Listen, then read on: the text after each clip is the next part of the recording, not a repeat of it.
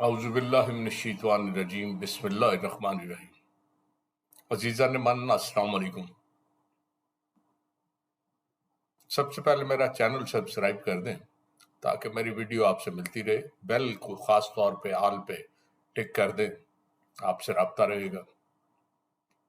آج میں آپ کو ایک بڑی قدیم کہانی سنانے لگا، بہت قدیم۔ اس وقت کی کہانی جب رب العزت اس دنیا کو تخلیق کر رہے تھے۔ انسان کے علاوہ بھی بہت سارے جاندار زمین پہ بھیجے جا رہے تھے، اور جسے بھیجا جا رہا تھا نا، اسے اس کی ڈیوٹیز اور عمر اسائن کی جا رہی تھی۔ گائے آئی تو رب العزت نے کہا کہ دیکھو، تم دنیا میں جا رہی ہو، تمہارا کام انسانوں کی خدمت کرنا ہے، انسان کے ساتھ کھیت میں اس کے ساتھ کام کرنا ہے، اسے دودھ مہیا کرنا ہے، اس کے بچوں کو پینے کے لیے، کھانے کے لیے، ان کے صحت کا بندوبست کرنا ہے، اور اس کے لیے کام کرنا ہے، اور میں تمہیں 60 سال دے رہا ہوں۔ گائے نے پریشان ہو کے دیکھا، اس نے کہا رب العزت 60 سال تو بہت زیادہ ہے، میں اتنی مشقت کہاں کر سکوں گی، کچھ کم کرنا۔ رب العزت نے پوچھا کتنا کم کر دوں؟ اس نے کہا مجھے 20 دے دیں، 40 چھوڑ دیں۔ رب العزت نے کہا ٹھیک ہے، تمہاری مرضی۔ بندر کی باری آ گئی۔ اس نے کہا دیکھو، رب العزت نے فرمایا کہ جاؤ دنیا میں، اچھلو کودو، ناچو گاؤ، کرتب دکھاؤ، انسان کو خوش کرو، انسان کے بچوں کو خوش کرو، اور مزے سے زندگی گزارو، تمہیں میں 20 سال دیتا ہوں۔ اس نے کہا 20 سال رب العزت بہت زیادہ ہیں، کچھ کرم کریں، 10 سال اچھل کود بہت ہوتی ہے۔ اس نے کہا ٹھیک ہے، تمہاری مرضی، 10 سال لے لو، جاؤ۔ وہ گیا تو کتا آ گیا۔ رب العزت نے کتے کو کہا کہ تم جاؤ دنیا میں، انسان کی خدمت تمہارا کام ہے، انسان کی حفاظت تمہارا کام ہے۔ انسان کے گھر میں کسی کونے میں پڑے رہو، وہاں پہ کوئی آتا جاتا دیکھو، اگر وہ جاننے والا نہیں ہے تو اس پہ بھونکو، یہ تمہارا کام ہوگا، اور تم نے اس کی حفاظت بھی کرنی ہے، وفاداری بھی اس سے کرنی ہے۔ کتے نے کہا لیکن 20 سال جو آپ زندگی دے رہے ہیں وہ کچھ زیادہ ہے۔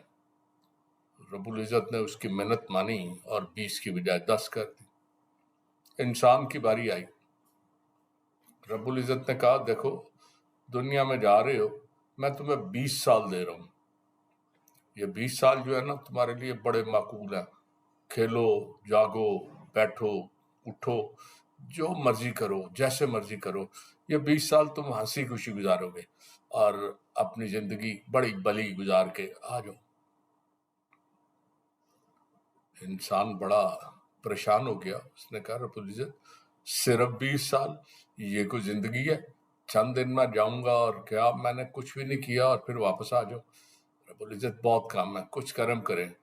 نے کہا کیا کرم؟ رب العزت نے پوچھا میں کیا کرم کروں تم پہ؟ اس نے کہا جی گائے کے 40 مجھے دے دیں، بندر کے بھی 10 دے دیں، کتے کے بھی 10 دے دیں۔ رب العزت نے کہا ٹھیک ہے، لے لو، جاؤ، 80 سال زندگی گزارو۔ انسان 80 سالہ زندگی لے کے بڑا خوش دنیا پہ آ گیا۔ چنانچہ پہلے 20 سال جو وہ گزارتا ہے نا، وہ اس کے اپنے ہیں جو رب العزت نے اسے عنایت کی ہیں۔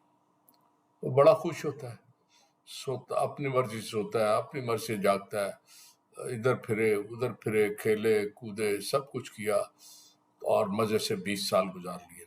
جب 20 سال گزر جاتے ہیں نا، تو پھر وہ 40 سال شروع ہوتے ہیں جو اس نے گائے کے لیے تھے۔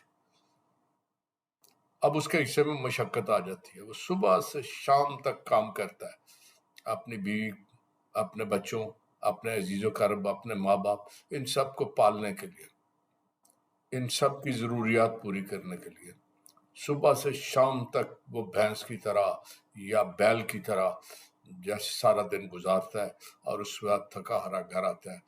یہ 40 سال بھی کسی طرح گزر جاتے ہیں۔ ان 40 سالوں میں بچے جوان ہو جاتے ہیں، ان کی شادیاں ہو جاتی ہیں، پوتے پوتیاں ہو جاتے ہیں، گھر میں ننے ننے کتنے بچے پھرنا شروع ہو جاتے ہیں، کوئی پوتا ہوتا ہے، کوئی پوتی ہوتی ہے، کوئی نواسا ہے، کوئی نواسی ہے۔ اب اس کی وہ اگلی بندر والی زندگی شروع ہوتی ہے۔ چنانچہ وہ ان بچوں کے ساتھ کھیلتا ہے، کودتا ہے، اچھلتا ہے، کبھی گھوڑا بن جاتا ہے، کبھی انہیں اٹھا کے بھاگتا ہے، کبھی کچھ، وہ بالکل وہی بندر والی حرکتیں کرتا ہے۔ 10 سال یہ بھی گزر جاتے ہیں، بچے بڑے ہو جاتے ہیں۔ اب وہ بھی وقت کے ساتھ ساتھ اس طبیعت میں وہ بات نہیں رہتی جو روانی ہوتی ہے، جو جوانی کی قوت ہوتی ہے، وہ ساری کچھ مزمحل ہو جاتی ہیں، کچھ کم ہو جاتی ہیں۔ اب وہ کرتے ہیں، گھر والے اسے گھر کے ایک کونے میں ڈال دیتے ہیں کہ جاؤ یہاں بیٹھے رہو۔ اب وہ وہاں بیٹھا ہر آنے جانے والے پہ گھر رہا ہوتا ہے، کون ہو، کیسے آنا ہے، کیسے، وہ کتے سے بہتر گھر کی حفاظت کر رہا ہوتا ہے، اور آنے جانے والے کو اسی طرح گھورتا ہے جس طرح کتا ان پہ بھونک رہا ہوتا ہے، اور وہ بڑی تلخ زندگی گزارتا ہے۔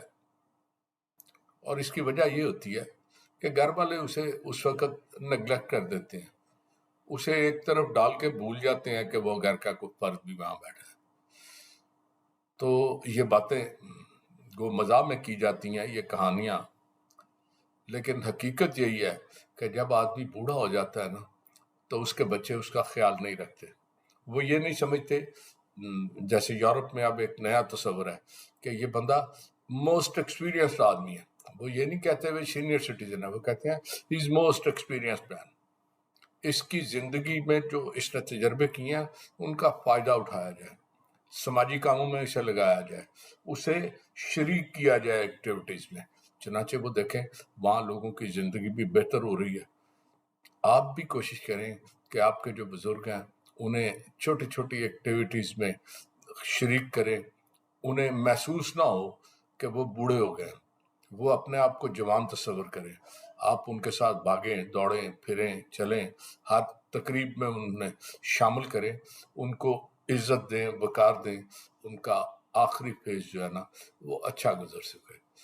تو یہی میرے دعا ہے کہ اللہ تعالیٰ آپ کو توفیق دے کہ اپنے بزرگوں کا احترام کریں، ان کی خدمت کریں، ان کا لحاظ کریں۔ اس کے ساتھ ہی اجازت چاہوں گا۔ اللہ حافظ۔